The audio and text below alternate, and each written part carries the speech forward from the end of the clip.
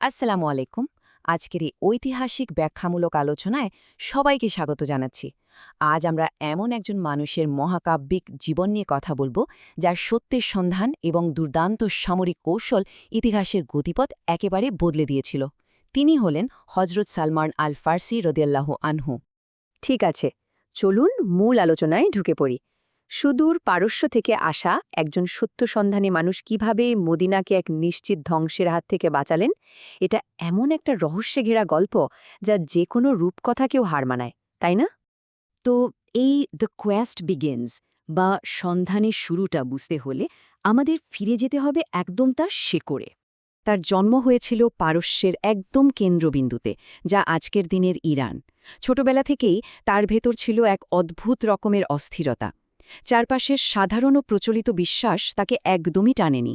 তিনি কেবলই খুঁজছিলেন চূড়ান্ত এক সত্যকে। আর এটা খুব চমৎকারভাবে তুলে ধরে তার সেই অবিশ্বাস্য আধ্যাত্মিক যাত্রাটাকে। শুরুটা একজন অগ্নিপূজক বা জরথুস্ত্র ধর্মের অনুসারী হিসেবে। এরপর যৌবনে তিনি খ্রিস্টান ধর্ম গ্রহণ করেন, দিনের পর দিন পড়াশোনা করেন বড় বড় আলেমদের কাছে, আর সবশেষে এক চূড়ান্ত সত্যের খোঁজে তিনি পাড়ি জমান মদিনায়। এক সাম্রাজ্য থেকে আরেক সাম্রাজ্যে, এক বিশ্বাস থেকে আরেক বিশ্বাসে। কি দারুণ একটা পরিবর্তন, তাই না? ট্রায়ালস অ্যান্ড লিবারেশন বা পরীক্ষা ও মুক্তির এই অধ্যায়টি কিন্তু মোটেও সহজ ছিল না। চলুন দেখি কেন। একজন খ্রিস্টান আলেমের পরামর্শে তিনি জানতে পারেন যে শেষ নবী মদিনায় আসবেন, কিন্তু সেই খোঁজে বের হয়েই তিনি চরম প্রতারণার শিকার হন। ভাবা যায়, একজন স্বাধীন মানুষকে কৃতদাস হিসেবে বিক্রি করে দেওয়া হলো। দাসত্বের সেই নিষ্ঠুর বাস্তবতা তিনি হাসি মুখে মেনে নিয়েছিলেন, শুধু সত্যের আশায়।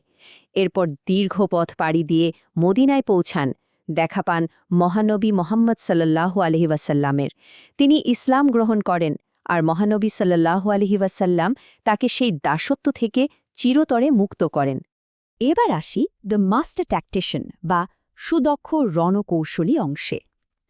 পঞ্চম হিজরিতে যখন যুদ্ধের কালো মেঘ ঘনীভূত হচ্ছে, তখন তিনি আবির্ভূত হলেন এক নতুন রূপে। পঞ্চম হিজরি মক্কার কুরাইশ আর তাদের মিত্ররা মদিনার বুকে এক বিশাল আক্রমণ চালানোর প্রস্তুতি নিল। চারদিকে শুধু টান টান উত্তেজনা, মুসলমানদের অস্তিত্ব রক্ষার এক চূড়ান্ত লড়াই। মদিনা শহর যেন একদম ধ্বংসের দ্বার প্রান্তে দাঁড়িয়ে। এখন এই জায়গাটায় সবচেয়ে চমকপ্রদ ব্যাপার হল তার সেই যুগান্তকারী সামরিক কৌশল, যাকে বলা হয় খন্দক। এটা মূলত পারস্যের একটা কৌশল, যেখানে শহরের চারপাশে গভীর আর চওড়া পরিখা বা গর্ত খুঁড়ে ফেলা হয়। তৎকালীন আরবের যুদ্ধরীতিতে কেউ এর নামও শোনেনি, আর এই দুর্দান্ত কৌশলটা দিয়েছিলেন স্বয়ং হজরত সালমান আল ফার্সি রাদিয়াল্লাহু আনহু। আর ফলাফল, এই একটা মাত্র জিনিয়াস চালের শত্রুবাহিনীর বিশাল অগ্রযাত্রা পুরোপুরি থমকে যায়। পরিখা পার হতে না পেরে বাধ্য হয়ে তারা ফিরে যায়। মুসলমানরা পায় এক অভাবনীয় বিজয়। তিনি বুঝিয়ে দিলেন তিনি শুধু একজন সাধারণ অনুসারীই নন, বরং একজন সেরা সমরকৌশলী। তবে তার এই অসাধারণ বুদ্ধিমত্তা কিন্তু শুধু ওই একটা যুদ্ধেই আটকে ছিল না। খন্দকের পর ইসলামের আরও অনেক অভিযানে তিনি সরাসরি অংশ নেন, অত্যন্ত গুরুত্বপূর্ণ কিছু পরামর্শ দেন, আর নিজের অর্জিত সেই উন্নত সামরিক কৌশল সবার সাথে ভাগ করে নেন। অনার অ্যান্ড লেগেসি বা সম্মান ও ঐতিহ্যের এই অংশে আমরা দেখব মদিনায় তিনি ঠিক কতটা সম্মান অর্জন করেছিলেন। সুতরাং এখানকার সবচেয়ে গুরুত্বপূর্ণ পয়েন্টটা হল এই উপাধি আহলে বাইত বা পরিবারের সদস্য।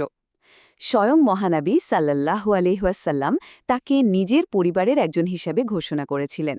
একটু ভেবে দেখুন, ভিনদেশী একজনকে কতটা ভালোবাসলে, তার অবদান কতটা গভীর হলে এমন একটা বিশাল সম্মান দেয়া যায়। পারস্য থেকে আসা একজন ভিনদেশী হওয়া সত্ত্বেও তার চরিত্র ছিল অতুলনীয়। অসম্ভব জ্ঞানী, প্রচণ্ড পরহেজগার আর চরম বিনয়ী একজন মানুষ।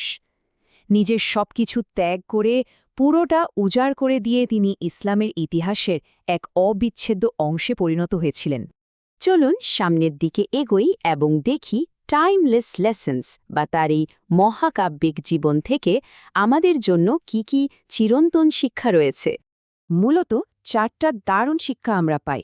প্রথমত, সত্যের জন্য যে কোনো ত্যাগ স্বীকার করতে রাজি থাকা। দ্বিতীয়ত, জ্ঞান অর্জনকে সবসময় সবচেয়ে বেশি গুরুত্ব দেওয়া। তৃতীয়ত, সব পরিস্থিতিতে নতুন কৌশল আর বুদ্ধিমত্তাকে কাজে লাগানো।